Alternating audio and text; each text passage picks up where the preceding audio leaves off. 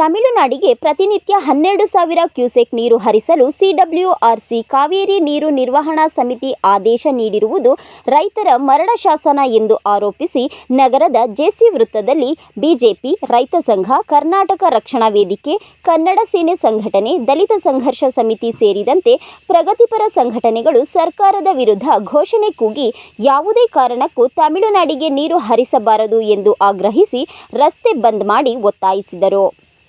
BJP ಜಿಲ್ಲಾ ವಕ್ತಾರ city Manjunath ಮಾತನಾಡಿ, ಕಾವೇರಿ ನೀರು ನಿರ್ವಹಣಾ ಪ್ರಾಧಿಕಾರದ ಆದೇಶವು ಅವೈಜ್ಞಾನಿಕ ತೀರ್ಪಾಗಿದೆ.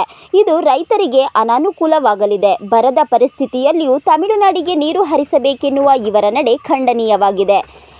ಜಾನುವಾರುಗಳಿಗೆ ಕುಡಿಯಲು ನೀರಿಲ್ಲ. ಇಂತಹ ಸ್ಥಿತಿಯಲ್ಲಿಯೂ ತಮಿಳುನಾಡು ಮೊಂಡತನ ಪ್ರದರ್ಶನ ಮಾಡುವುದನ್ನು ಕೈಬಿಡಬೇಕು. ಕೆರೆ ಕಟ್ಟೆ ತುಂಬಿದ್ದರೆ ನಾವೇ ತಮಿಳುನಾಡಿಗೆ ನೀರು ಹರಿಸುತ್ತಿದ್ದೆವು.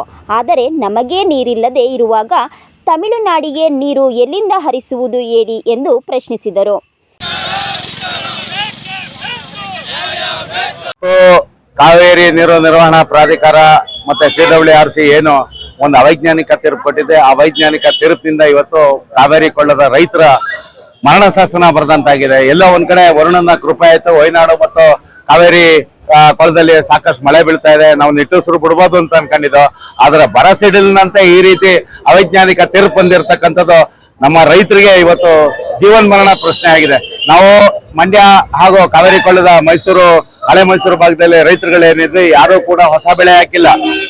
ಬೆಳೆದು ನಿಂತಿರ್ತಕ್ಕಂಥ ಬೆಳೆಗಳಿಗೂ ನೀರಿಲ್ಲ, ಕೆರೆ ಕಟ್ಟೆಗಳಿಗೂ ನೀರಿಲ್ಲ, ಜಾನುವಾರುಗಳು ಕುಡಿಯಕ್ಕೂ ನೀರಿಲ್ಲ. ನಾವೆಲ್ಲ ಒಂದು ಬಾಯಾರಿಕೆ ಆದ್ರೆ ಬಿಸ್ಲರಿನ ಯಾವ್ದೋ ಒಂದು ಕಿನ್ಲೆ ವಾಟರ್ ತಗೊಡ್ಬೋದು.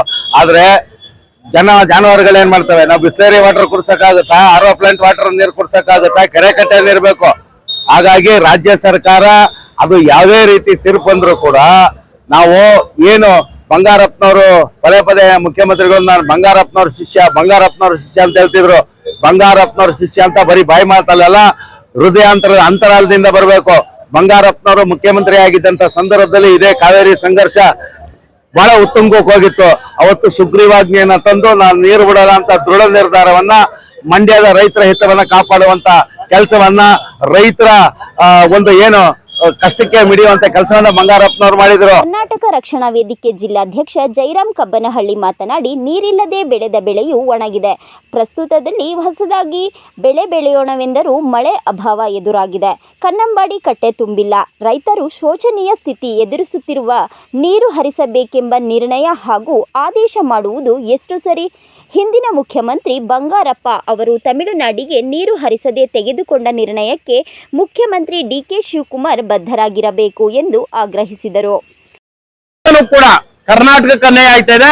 ಈ ಕೂಡಲೇ ರಾಜ್ಯದ ಸಂಸದರು, ರಾಜ್ಯಸಭಾ ಸದಸ್ಯರುಗಳು ಕಟ್ಟುನಿಟ್ಟಿನ ಕ್ರಮವನ್ನ ಜರುಗಿಸಬೇಕು. ಯಾಕೆಂದ್ರೆ ನಿಮ್ಗೆ ಮತ ಪಡೆದಿರೋದು ನಮ್ಮ ಹಕ್ಕುಗಳನ್ನ, ನಮ್ಮ ಏನು ಆಗುವುಗಳನ್ನ ಪಾಲಿಸ್ಬೇಕು ಅಂತೇಳಿ. ನಿಮ್ಮ ಕಮಿಷನ್ ಏನ್ ಬರುತ್ತೆ, ನಮ್ಗೆ ಆದಾಯ ಏನ್ ಬರುತ್ತೆ, ನಮ್ಗೆ ಸಂಬಳ ಏನ್ ಬರುತ್ತೆ ಅನ್ನೋದು ನೋಡಕ್ಕಲ್ಲ.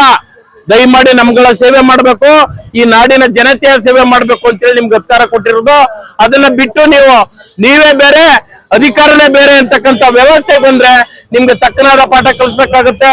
ಇವತ್ತು ಕಾವೇರಿ ಕೊಳದಿಂದ ಇಡೀ ರಾಜ್ಯಕ್ಕೆ ಅನ್ಯಾಯ ಆಗ್ತಾ ಇದೆ. ಹಾಗಾಗಿ ಇಡೀ ರಾಜ್ಯದ ಎಲ್ಲ ಸಂಸದರುಗಳು ಒಕ್ಕೊರಲಿಂದ ಪ್ರಾಧಿಕಾರದಲ್ಲಿ ನಡೀತಕ್ಕಂಥ ಅವ್ಯವಹಾರವನ್ನ ಬಯಲಿಗೆಳೆದು ರಾಜಕೀಯ ಇಚ್ಛಾಶಕ್ತಿ ಕೊರತೆಯಿಂದ ಆಗ್ತಾ ಇರ್ತಕ್ಕಂಥ ಈ ಅವ್ಯವಸ್ಥೆನ ಖಂಡಿಸ್ಬೇಕು. ಈ ಕೂಡಲೇ ಕಾವೇರಿ ಕೊಳದ ಎಲ್ಲ ಬೆಳೆಗಾರರನ್ನ ರಕ್ಷಿಸಬೇಕು. ಎಲ್ಲ ಬೆಳೆಗಳನ್ನ ಹಾಕಿರ್ತಕ್ಕಂಥ ರೈತರ ಪರವಾಗಿ ನಿಲ್ಬೇಕು. ರಾಜ್ಯದ ಮುಖ್ಯಮಂತ್ರಿಗಳು ಯಾವುದೇ ಕಾರಣಕ್ಕೂ ನೀರನ್ನ ಬಿಡಲ್ಲ ಅಂತಕ್ಕಂಥ ಕಟ್ಟುನಿಟ್ಟಿನ ನಿಲುವನ್ನ ತಕೊಂಡ್ರೆ ಇಡೀ ರಾಜ್ಯದ 7 ಕೋಟಿ ಜನತೆ ನಿಮ್ಮ ಪರವಾಗಿರ್ತದೆ ಅಂತ. ಪ್ರತಿಭಟನೆಯಲ್ಲಿ ರೈತ ಸಂಘದ ಶಿವಳ್ಳಿ ಚಂದ್ರಶೇಖರ್, ಕರವೇ ಅಶೋಕ್, ಬಿಜೆಪಿ ಮುಖಂಡ ಹೊಸಹಳ್ಳಿ ಶಿವು, DSS ಕೃಷ್ಣ, G ಮಲ್ಲಿಗೆರೆ, ಕನ್ನಡ ಸೇನೆ ಮಂಜುನಾಥ್, ವೆಂಕಟೇಶ್, ಸೌಭಾಗ್ಯ ಸೇರಿದಂತೆ ಹಲವರು ಮುಖಂಡರು ಭಾಗವಹಿಸಿದ್ದರು.